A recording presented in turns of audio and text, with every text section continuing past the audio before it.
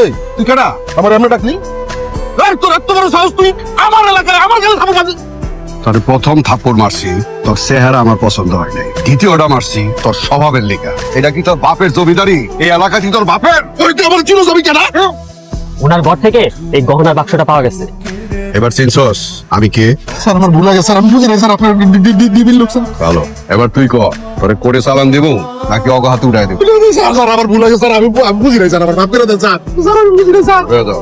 Sir না না sir, ও sir আমার একটু কথা বলেন স্যার। আমি জানি আপনি আমারে খুব একটা পছন্দ করেন না, তারপরেও এরকম হুট করে ডাকলেন, কেন আসতে বললেন তাও তো কিছু বলতেছেন না। কি হয়েছে বলেন তো? কিছু বলার জন্য তোমার ডাকি নাই কবি, তোমার কিছু দেখানোর জন্য ডাকছি। কি দেখাবেন চলেন দেখি। এটা তো আমাকে জামাই না, আয়সার লোকই পোলাটাকে। আরে এই ছেলেটাই তো কম্পিউটার থেকে এই ছবি বাই করে মেয়ের জামাই কাছে পাঠাইছে, তারে উল্টা পাল্টা বুঝাইছে। এই ছেলের জন্যই আয়সার সংসার একবার ভাঙতে ভাঙতে টিকে আছে। আবার ওই ছেলেই কি করছে,